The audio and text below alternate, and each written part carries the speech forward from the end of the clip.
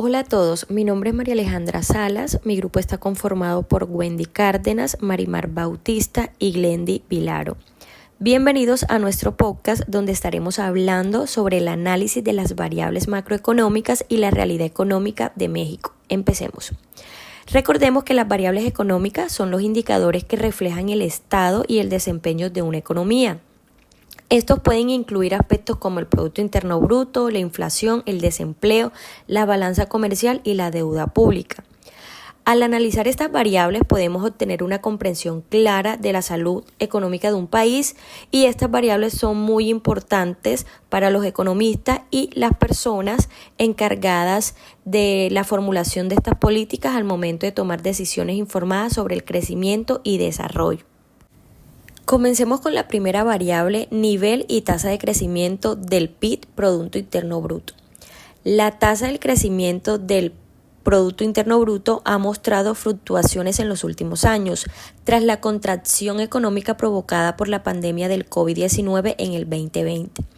México experimentó una recuperación en los años siguientes. El Producto Interior Bruto de México en el segundo trimestre del 2024 ha crecido un 0,2% respecto al trimestre anterior. Esta tasa es un décima mayor que la del primer trimestre del 2024, que fue del 0,1%.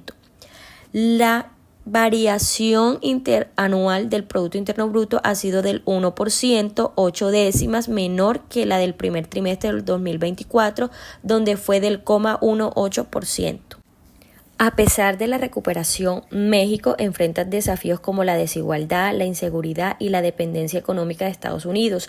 Las proyecciones futuras del PIB dependen de políticas fiscales efectivas y del entorno económico global.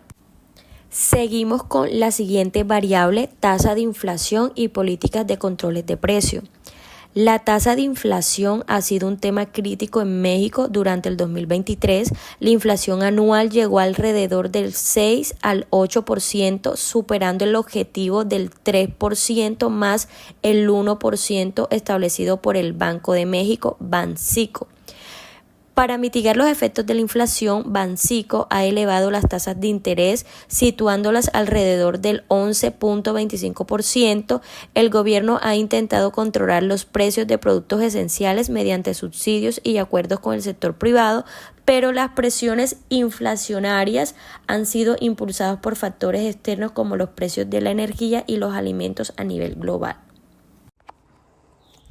Según el Instituto Nacional de Estadística y Geografía, la tasa de desempleo en México descendió al 2.5% en el primer trimestre del 2024, menor a la del 2.7% del mismo lapso del 2023.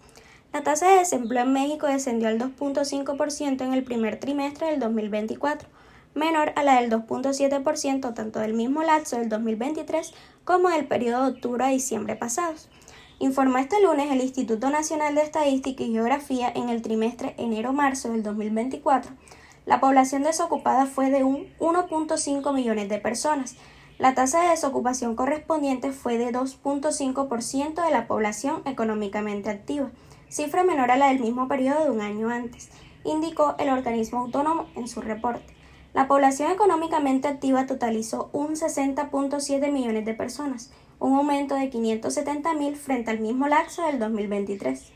Los principales aumentos interanuales de empleo se centraron en los servicios profesionales, financieros y corporativos, con una subida de 245.000 personas, en servicios directos con 181.000, en servicios sociales con 158.000 y en restaurantes y servicios de alojamiento con 136.000. De esta manera, la tasa de informalidad quedó en 54.3% de la fuerza laboral total. Bueno, seguimos con el análisis de las variables macroeconómicas. En este punto número 5 vamos a analizar la deuda pública, el déficit fiscal y las políticas de recaudación de impuestos del país de México. La deuda pública en México en el año 2022 fue de 752.111 millones de euros. Esta creció 120.977 millones desde el 2021, cuando fue de 631.134 millones de euros. Está entre los países con más deudas del mundo. Esta cifra supone que la deuda en el 2022 alcanzó el 54,07% del PIB de México, una caída que va de 3,29 puntos respecto al 2021, cuando la deuda fue de 57,56% del PIB. Si miramos las tablas, podemos ver la evolución de la deuda pública en México. Esta ha crecido desde el 2012 en términos de deuda global, cuando fue de 398.465 millones de euros, y también el porcentaje del PIB, que fue del 42,65%, aunque la deuda ha crecido en términos absolutos. La relación de la deuda o el PIB se ha reflejado relativamente controlada, lo que sugiere que el crecimiento del PIB ha ayudado a mitigar el impacto de la deuda, aunque esta deuda también en México es elevada, ya que el gobierno ha trabajado para mantener en un nivel manejable en relación con el PIB, lo que es crucial para la estabilidad económica a lo largo del plazo. Sin embargo, los desafíos persisten y requieren atención continua. Aquí podemos analizar la tabla. Seguimos con el análisis financiero, la regulación bancaria y el acceso al crédito. Bueno, el sistema financiero en México es relativamente sólido. Esta tiene una muy buena regulación bancaria a cargo de la Comisión Nacional Bancaria y los Valores. Sin embargo, el acceso al crédito sigue siendo limitado para pequeñas y medianas empresas y para las personas en el sector informal. Esto limita el desarrollo de sectores claves en la economía. Las tasas de intereses elevadas en propuesta a la inflación, ya que también han afectado el acceso al crédito, especialmente para los consumidores.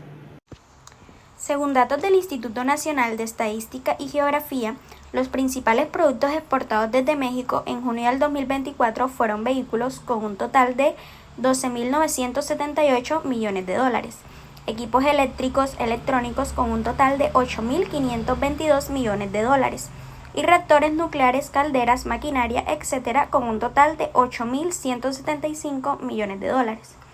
De acuerdo con datos de INEGI, los principales productos importados a México fueron equipos eléctricos electrónicos con un total de 10.433 millones de dólares, reactores nucleares, calderas, maquinaria, etc., con un total de 9.134 millones de dólares, y vehículos con un total de 5.461 millones de dólares.